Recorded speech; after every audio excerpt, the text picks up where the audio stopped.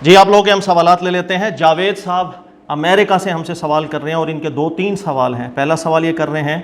کہ سر عموماً ہم کسی بھی مسئلے کو پڑھتے ہیں تو اس کے اندر یہ ذکر کیا جاتا ہے یہ مسئلہ امام ابو حنیفہ کے نزدیک ایسا ہے، امام شافعی کے نزدیک ایسا ہے، یا دیگر امام ابن تیمیہ صاحب رحمۃ اللہ علیہ ان کے نزدیک ایسا ہے۔ تو ہم یہ کیوں نہیں کہتے کسی بھی مسئلے کے حوالے سے کہ رسول اللہ صلی اللہ علیہ وسلم کے نزدیک یہ مسئلہ ایسا ہے یا ہمارے دین میں یہ مسئلہ ایسا ہے؟ آسان الفاظ میں یہ پوچھنا چاہ رہے ہیں کہ ہم یہ نسبتیں مجتہدین کرام کی طرف کیوں کر دیتے ہیں، ہم اللہ تعالیٰ کی طرف یا قرآن پاک کی طرف اس کی نسبتیں کیوں نہیں کرتے ہیں؟ دوسرا یہ کہہ رہے ہیں کہ اس چیز کے اوپر عموماً ایک ٹونٹ بھی کر دیا جاتا ہے لوگوں کی طرف سے کہ یار امام ابو حنیفہ یہ کیا ہوتا ہے امام ابو حنیفہ کے نزدیک، بلکہ رسول اللہ صلی اللہ علیہ وسلم کے نزدیک کیا چیز ہے ہمیں یہ بتاؤ۔ میں سمجھا دیتا ہوں جاوید صاحب، اور انشاءاللہ اللہ تعالیٰ کی بارگاہ میں دعا کرتے ہوئے کہ جس چیز کو عیب سمجھا جا رہا ہے آپ کچھ ہی دن 2-3 منٹ بعد انشاءاللہ تعالیٰ اس چیز کو آپ فخر سمجھیں گے علماء کا۔ یاد رکھیے گا اللہ رب العزت نے قرآن پاک کے اندر ایک چیز کی بڑی سختی کے ساتھ ممانعت فرمائی، اور وہ یہ چیز ہے کہ انسان اللہ تعالیٰ کی نسبت سے غلط بات کر دے۔ دین، چونکہ دین کا مطلب ہی یہ ہے کہ اللہ تعالیٰ کی شریعت، تو جب آپ کسی چیز کو دین کہتے ہیں نا تو اس کا بھی یہی مطلب ہے آپ اللہ کی طرف اس چیز کی نسبت کر رہے ہیں۔ جب آپ رسول اللہ صلی اللہ علیہ وسلم کی مبارک مقدس نام لے کر کے جزمی کیفیت کے اندر کوئی بات کرتے ہیں، اس کا بھی مطلب یہ ہے کہ آپ اللہ کی طرف نسبت کر رہے ہیں، کیونکہ رسول اللہ صلی اللہ علیہ وسلم اللہ ہی کا پیغام ہمیں پہنچا رہے ہیں۔ دیکھیے گا اللہ رب العزت نے سورہ اعراف میں ارشاد فرمایا قل انما حرم ربی الفواحش ما ظہر منها وما بطن والاثم والبغی بغیر الحق وان تشرکوا باللہ ما لم ينزل به سلطانا وان تقولوا علی اللہ ما لا تعلمون۔ اللہ نے ارشاد فرمایا کہ اللہ نے حرام کر دیا ہے تم پر، فواحشات حرام کیے ہیں، ہر ظاہری اور باطنی، اسم حرام کر دیا، بغاوت حرام کر دی بغیر الحق، شرک کو اللہ نے حرام کیا، اور اس چیز کو اللہ تعالیٰ نے حرام کیا کہ تم اللہ تعالیٰ کا نام لے کر کے جس چیز کا علم نہیں اللہ کی طرف منسوب کر دو، اللہ پر جھوٹ باندھو، اللہ کی طرف غلط نسبت کر دو۔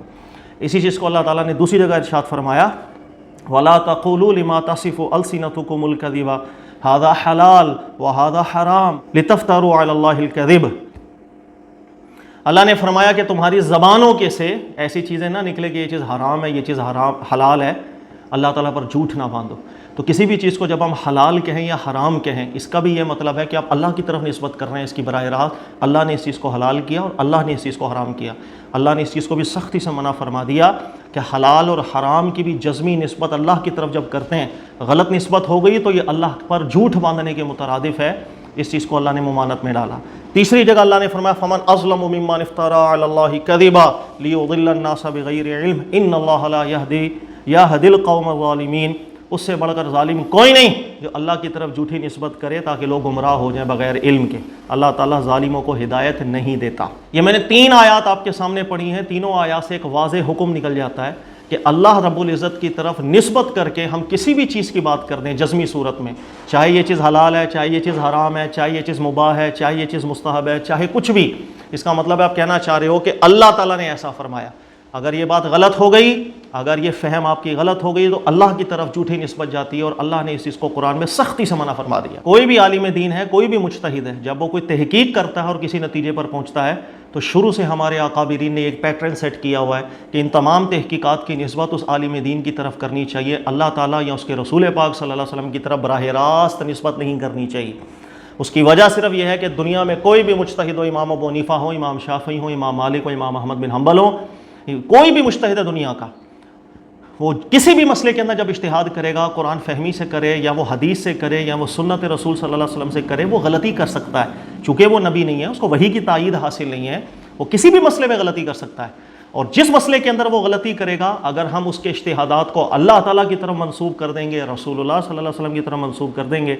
اگر وہ غلط ہوا تو ان وعیدات کے اندر انسان داخل ہو جاتا ہے۔ یہی وجہ ہے کہ ہمارے اکابرین نے ایک پیٹرن شروع سے سیٹ کیا ہے کہ جب کبھی ہمارے سامنے تحقیقات آتی ہیں علماء کی، مجتہدین کی، ان تحقیقات کو انہی علماء کے ساتھ منسوب کر دیا جاتا ہے۔ یہ امام ابو حنیفہ کے نزدیک ایسا ہے، یہ امام شافعی رحمۃ اللہ علیہ کے نزدیک مسئلہ ایسا ہے، یہ امام مالک رحمۃ اللہ علیہ کے نزدیک مسئلہ ایسا ہے، یہ فلاں عالم کے نزدیک مسئلہ ایسا ہے۔ اسی طرح میں کوئی تحقیق کروں، کسی نتیجے پہ میں پہنچوں تو میں یہ بولتا ہوں، یا مجھے بولنا چاہیے، میرا حق ہے کہ میرے نزدیک یہ مسئلہ ایسا ہے، یوں نہیں کہنا چاہیے کہ اللہ کے نزدیک یہ مسئلہ ایسا ہے، دین میں یہ مسئلہ ایسا ہے۔ یہ جو جزمی کیفیت ہم پیدا کر دیتے ہیں، میں غلطی کر سکتا ہوں، اور اس غلطی کے اندر اگر نسبت اللہ کی طرف آپ نے کی تو ان وعیدات کے اندر انسان داخل ہو جاتا ہے۔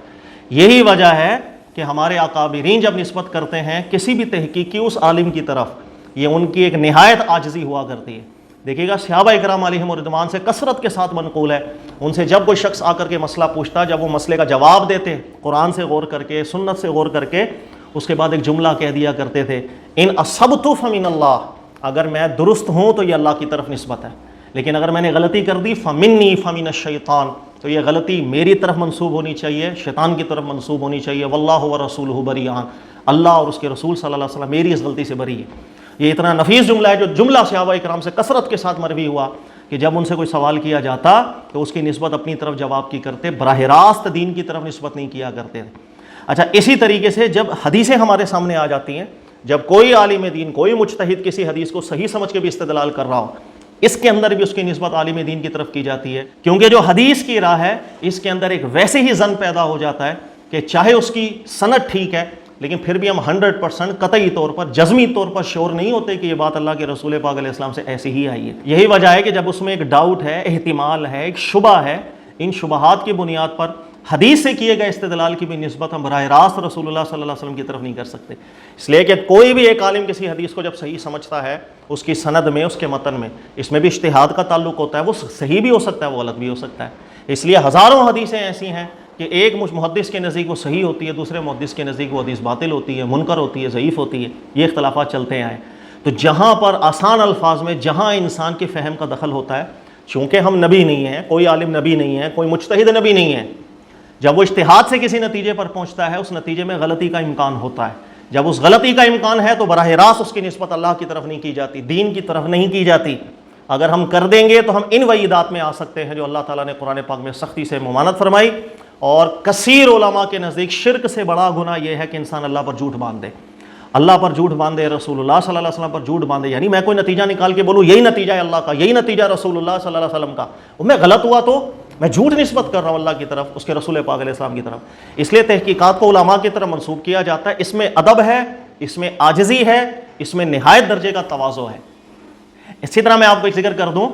محمد بن صالح عثیمین صاحب ایک دفعہ درس دے رہے تھے، اور ان کا یہ بھی آپ دیکھیں گے یوٹیوب پر بھی یہ ویڈیو موجود ہے، تو نیچے کافی لوگ موجود تھے، کسی ایک نے سوال کیا کہ ہمارے دین میں اس کا کیا مسئلہ ہے، ایک چیز سے متعلق سوال کیا، تو محمد بن صالح عثیمین صاحب رحمۃ اللہ تعالیٰ علیہ انہوں نے جواب ارشاد فرمایا، اور جواب سے پہلے وہ ذہن بنا رہے ہیں کہ مجھ سے بیٹا جب بھی سوال کیا کریں، آپ مجھ سے یہ پوچھا کریں کہ آپ کے نزدیک اس مسئلے میں کیا نتیجہ ہے، آپ کی رائے کیا ہے، مجھ سے یہ نہ پوچھا کریں کہ دین نے اس مسئلے میں کیا کہا، اللہ نے، اس کے رسول علیہ السلام نے کیا کہا۔ اگر میں بات اپنا جو میں نے نتیجہ نکالا ہے قرآن کو سمجھ کے، سنت کو سمجھ کے، میں اگر اس میں غلطی کر گیا، یہ نسبت اللہ کی طرف چلی جائے گی، رسول اللہ صلی اللہ علیہ وسلم کی طرف چلی جائے گی، اور اگر غلط نسبت گئی تو میں بہت سی وعیدات میں آ جاؤں گا۔ اس لیے جب آپ مجھ سے سوال کریں تو یوں کیا کریں کہ آپ کی رائے اس میں کیا ہے، تو میں جو بھی جواب دوں گا وہ میری رائے ہوگی، میں ٹھیک ہوا اللہ کا فضل، میں غلط ہوا تو شیطان کی طرف سے، میری طرف نسبت ہو، شیطان کی طرف نسبت۔ یہ نہایت درجے کی عاجزی اور تواضع ہوتا ہے۔ تو مجھے امید ہے جاوید صاحب اب آپ فخر محسوس کریں گے کہ ہمارے علماء نے جو پیٹرن سیٹ کیا ہوا ہے کہ کسی عالم، کسی مجتہد، کسی محقق کی تحقیق اسی کے ساتھ نسبت کر دی جائے، اس کے اندر نہایت درجے کا ادب ہے، نہایت درجے کی عاجزی ہے۔ اللہ ہمیں سمجھنے کی توفیق دے، جزاک اللہ۔